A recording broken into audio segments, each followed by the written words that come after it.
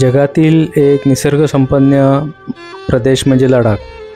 या लडाखला जायचं असेल तर आपण काय तयारी करावं लागेल, तिथे गेल्यावर काय पाहायचे, कसे जाल, तसेच इथल्या जे जीवविविधता आहेत त्याबद्दल माहिती मान्य श्री राजीवजी पंडित यांनी सांगितली।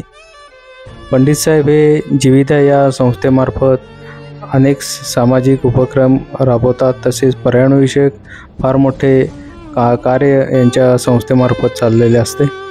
लडाख म्हणजे फक्त बाईक किंवा कार घेऊन फिरायला जायचं असं नाही, काही प्राचीन तसेच अनेक महत्त्वपूर्ण गोष्टी आपण तिथं बघू शकता, अनुभव घेऊ शकता, त्याची माहिती आज सांगण्यात आली। लडाखविषयी आपण आज बघूया। मुख्यतः खरं बघायला गेलं तर सगळा लडाख ह्याविषयी मी नाही बोलू शकणार, पण मी ज्या भागात गेलो होतो त्याबद्दलचं आज आपण हे करूया। एकंदरीत आत्ता मगाशी जो प्रश्न विचारला होता, जसं आत्तापर्यंत 7-8 वेळा मी गेलेलो आहे। त्याच्यात महत्त्वाचं म्हणजे घाणेकर सरांचं जे लडाखचं पुस्तक आहे तर तो बेस धरून पहिल्यांदी काय प्लॅनिंग करायचं याच्याविषयीचं भाग केला होता आणि त्याच्यावरनं मुख्यतः ठिकाणं ठरवली होती। तर त्याच्याबद्दल आपण बघूया। लडाखचं जर आपण बघितलं तर मुख्यतः ला आणि डाख असा काय आपण म्हणतो तिबेटियन शब्द आहे, त्याच्यावरनं बनलेला असा लडाख हा शब्द आहे। मुख्यतः ला म्हणजे पास किंवा खिंड आपण म्हणूया। तर थोडक्यात गंमत कशी होते माझ्या पण बोलण्यात होईल की तिथे आणि डाक म्हणजे जमीन किंवा लँड अशा अर्थी, आणखी म्हणजे खूप पासेस असलेला भाग असं म्हणून ते लडाख त्याला नाव पडलेलं आहे। त्याच्यामध्ये मी सांगत होतो की अनेक खिंडी आहेत तिथे, म्हणजे आपल्याला खारदुंगला वगैरे अनेक म्हणजे यांची नावं ऐकून आहेत की जी ॲडव्हर्टाईज करताना सगळ्यात उंच खिंड वगैरे अशी केली जाते। खरं तर ते खरं सत्य नाही आहे, म्हणजे भारतातला हायेस्ट मोटरेबल रोड वगैरे भारतातच आहे दुसरा, पण तो स्पिती व्हॅलीमध्ये आहे।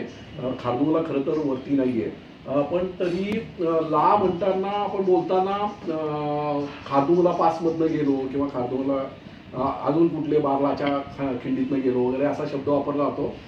पण ते काय म्हणू की आपण मराठीत पिवळा पितांबर वगैरे जसा शब्द वापरतो ना, तर तशा अर्थी हे आहे। पण तरी आता इतके सगळ्यांच्या तोंडात बसलेले आहेत की खारदुंगला पास वगैरे असंच आपण बोलता नाही, म्हणजे माझ्यावर तोंडूनही कदाचित चूक होऊ शकेल। तर त्यामुळे त्याच्यावरती आहे। आणि दुसरं लेह लडाख असं आपण म्हणजे कुठल्या ट्रिपला चाललाय तर लेह लडाखच्या ट्रिपला, तर म्हणजे लेह त्याची खरं तर राजधानी असल्यासारखं आहे आणि लडाख हा रिजन आहे, म्हणजे महाराष्ट्रात येताना महाराष्ट्र मुंबई ट्रिपला गेलो असं म्हणण्यासारखं खरं तर आहे। तर अशा ढोबळ चुका आपल्याला होतात, पण ठीक आहे। तर आता इथे जर आपण थोडंसं बघितलं तर हिमालय आणि काराकोरमच्या हिल रेंजेस येऊन मिळतात असं थोडासा भाग आहे। ॲव्हरेज हाईट जर बघितली तर 2750 मीटर ते 7672 मीटर एवढ्यापर्यंत हाईट आहे। पण आपण जे फिरतो तर तो भाग मुख्यतः 4500 मीटरच्या आसपास आहे, म्हणजे जिथे टुरिस्ट फिरतात तो तर 4500 मीटर हाईटवरती आपण फिरतो।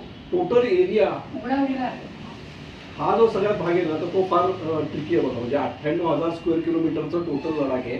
त्यातलं 37,500 स्क्वेअर किलोमीटर चायनानी व्यापलेलं आहे। म्हणजे आपला खूप मोठा भाग चायनानी कॅप्चर केलेला आहे असं आपल्याला लक्षात येईल। त्याच्यामध्ये आत्ताचं जे स्टेटस आहे तर ते नवीन स्टेटस 31 ऑक्टोबर 2019ला केलेलं आहे की त्याला युनियन टेरिटरीचा दर्जा दिलेला आहे, पण तो तसा अर्धवटच आहे, म्हणजे त्याला परत अजून श्रीनगरपासून म्हणजे जम्मू काश्मीरपासून तसं फार सेपरेट केलेलं नाही, म्हणजे त्यांच्याशी तसं ते जोडलेलं आहे। फक्त तिथे जे असेंब्ली येईल म्हणजे तिथे जे निवडून येतील राज्यसभेमध्ये तिथल्या विधानसभेमध्ये, तर ते यांच्यावरती रूल करू शकणार नाहीत, एवढ्यापुरतं त्यांनी सेपरेट केलेलं आहे। पण पूर्ण जम्मू काश्मीरवरचं त्याचा काय म्हणू की अवलंबन आहे तर तो बाजूला काढला आहे, असं काही झालेलं नाही आहे। तर त्यामुळेच आता आपण बघतोय की जे तिथे वामचूक जे आहेत ते लढा देत आहेत वगैरे वगैरे, त्यांच्या ज्या मागण्या आहेत तर त्याच्या मागे हेच आहे की भाजप सरकारने आता आपण जे म्हणतो त्यांना आश्वासन दिलं होतं की तुमचं वेगळं स्टेट होईल, तर त्यामुळे हा मुख्यतः प्रश्न चालू आहे। 1979 पर्यंत एकच जिल्हा होता, आता 2 जिल्हे आहेत तिथे, लेह आणि कारगिल म्हणून। त्याच्यानंतर पॉप्युलेशन 2,80,000 आहे फक्त. आणखी म्हणजे डेन्सिटी बघितली तर 4.6 माणसं एका स्क्वेअर किलोमीटरमध्ये राहतात, एवढी डेन्सिटी आहे. आणखी म्हणजे ते सुद्धा काय झालं की परत सेंट्रलाइज पॉप्युलेशन आहे, म्हणजे लेहमध्ये भरपूर लोक आहेत, नंतर द्रासमध्ये असतील वगैरे वगैरे. त्यामुळे मधला खूप मोठा एरिया तुम्हाला मोकळा असलेला आपल्याला या ठिकाणी बघतोय. आता परत त्यांची इथे मी मग अशी म्हटलं तसं की एकच MP निवडून जातो, तो आता भाजपचा यंग ब्रिगेडचा होता. आणि 4 असेंब्ली कॉन्स्टिट्युन्सी आहेत ज्या तसं त्यांना काहीच महत्त्व नाही आहे. तर आता व्हिजिट करायचं म्हटलं तर कधी जाणार, तर जून ते ऑक्टोबर असा सीझन आहे. हा त्यांच्या इथला गरमीचा सीझन आहे, तर त्यामुळे आपल्याला सगळ्यात चांगला भाग आहे. तसं ओपन होतं कधी म्हटलं तर साधारण एप्रिलमध्ये वगैरे ओपन होतात.